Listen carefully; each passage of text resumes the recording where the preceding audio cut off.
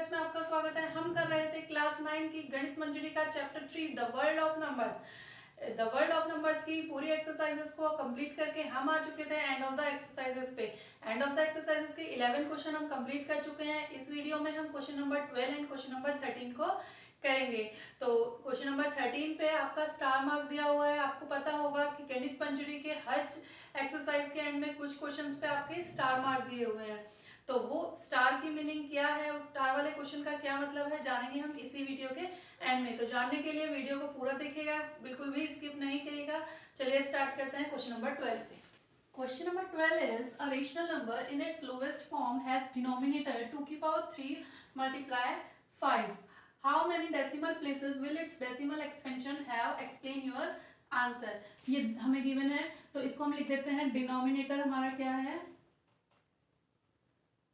2 की power 3 multiply by 5। ये हमारा क्या है डिनोमिनेटर है। How many decimal places will it's decimal expansion है। जब हम इसका डेसिमल एक्सपेंशन करेंगे, हमें यहाँ पर रेशनल नंबर गिवन नहीं है, हमें सिर्फ उसका डिनोमिनेटर गिवन है। तो इससे हम डेसिमल एक्सपेंशन तो नहीं कर सकते, तो हमें डायरेक्टली बताना है कि how many decimal places will it's decimal expansion है। जब हम इसका डेसिमल एक्सपेंशन करेंगे तो उसमें जो डेसिमल प्लेसेस हैं वो कितने आएंगे, हाउ मेनी डेसिमल प्लेसेस, कितने डेसिमल प्लेसेस तक हमारा ये सॉल्व होगा।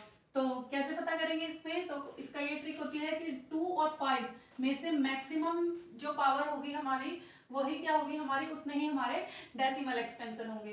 तो क्या हो जाएगा मैक्सिमम पावर ऑफ 2 और 5। यहाँ पे मैं लिख देती हूँ आपको, ताकि आपको नेक्स्ट क्वेश्चन के लिए भी याद रहे, इस तरह के क्वेश्चन करने में आगे कोई दिक्कत ना हो। मैक्सिमम पावर ऑफ आइदर 2 और 5, 2 और 5 में से जिसकी भी है मैक्सिमम पावर आपको लेनी है। 2 और 5 is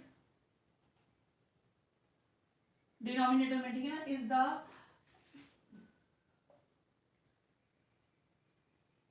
number of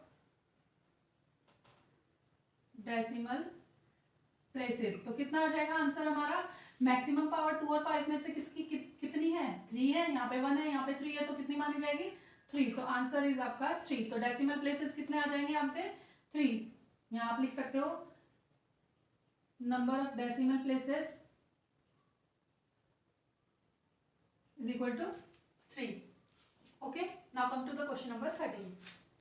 Question number 13 is let a is equal to 7 by 12, b is equal to 5 by 6, express both in the form k1 upon m and k2 upon m.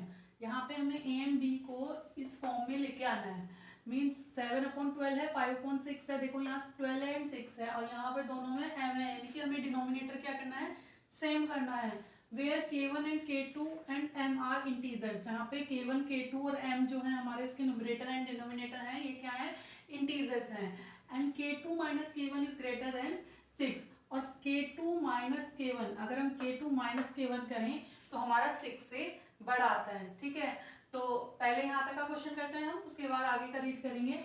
तो a हमारा है, a हमें given है 7 by 12 and b हमें given है 5 by 6। अब हमें इसको लिखना है k1 upon m and k2 upon m की फॉर्म में। तो डिनोमिनेटर हमें सबसे पहले सेम बनाना है। सेम बनाने के लिए क्या करते हैं हम, यहाँ पे 2 की मल्टीप्लाई करके देखते हैं, क्योंकि 12 है, यहाँ 12 बनाने के लिए 2 की मल्टीप्लाई कर लेंगे। तो 2 की मल्टीप्लाई करके यहाँ पे क्या आ जाएगा हमारा 5 2 10 अपॉन 6 2 12, 10 अपॉन 12। अब देखेंगे क्या हमारा k2 minus k1 greater than 6 आएगा। तो k2 माइनस k1 यानी कि k2 माइनस k1, 10 माइनस 7 कितना आएगा आपका 10 माइनस 7, 10 माइनस 7 यहाँ पे आपका 3 आ जाएगा। वो ग्रेटर देन 6 नहीं होगा, तो इट मीन्स हमें इसके डिनोमिनेटर को और बड़ा करना पड़ेगा, ठीक है। तो इसको और बड़ा करना पड़ेगा। 12 के अलावा इसको क्या कर सकते हैं हम, अब 12 में भी मल्टीप्लाई करनी पड़ेगी तभी बड़ा होगा ये। तो इसमें किसकी मल्टीप्लाई कर सकते हैं हम, 2 की मल्टीप्लाई करके देख सकते हैं। 12 2 जा ऊपर करेंगे तो नीचे करेंगे मल्टीप्लाई, तो ऊपर भी करेंगे। 7 2 जा 14, 12 2 जा 24, ये आ गया आपका 14 अपॉन 24। अब यहाँ पे भी हमें क्या करना पड़ेगा 24 बनाना पड़ेगा। तो 24 बनाने के लिए हम इसमें क्या करते हैं 4 की मल्टीप्लाई कर देते हैं, इसमें ऊपर भी 4 की करेंगे, क्योंकि 24 बनाने के लिए तो 4 भी करनी पड़ेगी। 5 4 जा 20 अपॉन 6 4 जा 24। अब K2 माइनस K1 करेंगे तो क्या आएगा 20 माइनस 14। अब आपका 6 आ रहा है, बट हमें चाहिए ग्रेटर देन 6, यानी कि हमें एक नंबर और बड़ा करना पड़ेगा। यहाँ पे 2 की जगह किसकी मल्टीप्लाई करनी पड़ेगी, हमें इसमें 3 की मल्टीप्लाई करनी पड़ेगी। तो ये मैं सिर्फ रफली आपको करके बता रही हूँ, ये आपको रफ में करना है काम जो था। अब इसमें 3 की मल्टीप्लाई हम करेंगे तो 12 3 जा हो जाएगा आपका कितना 36 और 7 3 जा 21। अब यहाँ पे भी क्या करना है आपको, 3 की मल्टीप्लाई नहीं करनी है यहाँ पे आपको डिनोमिनेटर को 36 बनाना है, क्योंकि हमें तो m चाहिए ना दोनों के डिनोमिनेटर में। तो 36 बनाने के लिए यहाँ पे हम 6 की मल्टीप्लाई करेंगे, b कितना आ जाएगा आपका 30 अपॉन 36। अब ये देखो आप, क्या यहाँ पे K2 minus K1 greater than 6 आ रहा है, तो देखो पहले K1 है फिर K2 है, तो K2 minus K1 30 minus 21, 30 minus 21 अगर हम करते हैं तो क्या आएगा हमारा 9 आएगा, जो हमारा ग्रेटर देन 6 है। तो इट मीन्स ये हमारी वैल्यू हो जाएगी किसकी, ये हमारा हो गया K1 अपॉन m और ये हमारा हो गया K2 अपॉन m। ये हमने इसको इस फॉर्म में लिख दिया, ठीक है। उसके बाद आगे हमें क्या करना है, यूजिंग द सेम डिनोमिनेटर, यानी कि इसी डिनोमिनेटर को लेते हुए हमें क्या करना है, right exactly 5 rational distinct rational number lying between A and B, A और बी के बीच में 5 रेशनल नंबर लिखने हैं, keeping an integer numerator. Explain आगे का बाद में करते हैं, पहले इन दोनों के बीच में क्या करना है आपको 5 रेशनल नंबर लिखने हैं, 21 upon 36 and 30 upon 36। A and be in दोनों के बीच में 5 रेशनल नंबर कैसे लिखेंगे, सिंपल दिख रहा है आपको, डिनोमिनेटर सेम है तो न्यूमरेटर के बीच में देख लेंगे 21 के बाद 22 by 36, 23 by 36, 24 by 36, 25 by 36, 26 by 36। ये हो गया आपके 5 रेशनल नंबर। अब देखो आगे का क्वेश्चन हमारा क्या है, explain why the condition K2 minus K1 is greater than n plus 1 is necessary to find n such rational numbers between a and b using this method। इस मेथड में हमें ये पूछा गया है, इसमें हमें ये पूछा गया है कि क्यों ये कंडीशन जो है K2 minus K1 is greater than n plus 1, यानी कि K2 minus K is necessary to find n such rational number between a and b using this method. इस मेथड को यूज करने के लिए कि जब भी हमें दो रेशनल नंबर के बीच में रेशनल नंबर्स फाइंड करने पड़ते हैं, तो इस मेथड को यूज करने के लिए हमारा जो K2 माइनस K1 है, K2 माइनस K1 हमने क्या किया, यहाँ पे K2 minus K1 greater than 6 लिया, तब हमारे 5 रेशनल नंबर निकले। 6 पे भी नहीं निकले थे, जब यहाँ 6 आ रहा था तो हमारे नहीं निकले, ग्रेटर देन 6 किया तो 5 रेशनल नंबर निकले। तो यही यहाँ पे पूछा गया है कि जब आपका K2 minus K1 greater than n plus 1 होगा, तभी आपके n रेशनल नंबर आप उनके बीच में फाइंड कर सकते हो।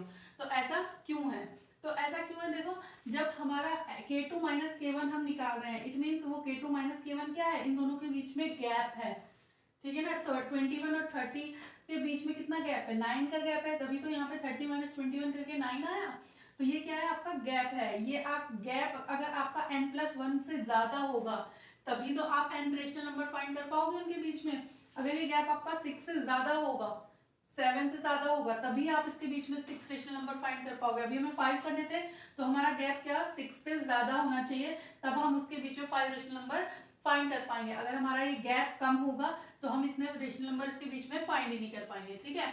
तो यही इसका आंसर हो जाएगा, एक्सप्लेन व्हाई द कंडीशन। तो हम लिख देंगे यहाँ पे K2 minus K1 is greater than n plus 1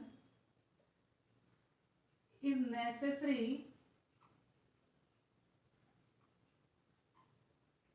to find n rational number between a and b because gap between numerator के बीच में जो गैप है वो आपका क्या होना चाहिए, ज्यादा होना चाहिए। Gap between numerator must be more than n plus 1, n plus 1 से ज्यादा होना चाहिए to find n rational numbers between them। ठीक है, समझ में आया? देखो बच्चों, ये क्वेश्चन क्या है, आपकी जो एनसीईआरटी की बुक है इस बार की गणित मंजरी, उसमें स्टार मार्क करके दे रखा है। इस क्वेश्चन पे अगर आप देखोगे तो यहाँ पे स्टार लगा हुआ है। तो सभी जो कुछ एक्सरसाइजेस के लास्ट में कुछ क्वेश्चंस हैं उनमें स्टार लगा हुआ है। इट मीन्स वो क्वेश्चन आपके एग्जाम पॉइंट ऑफ व्यू से इंपॉर्टेंट नहीं है, वो एग्जाम में आने वाले नहीं है।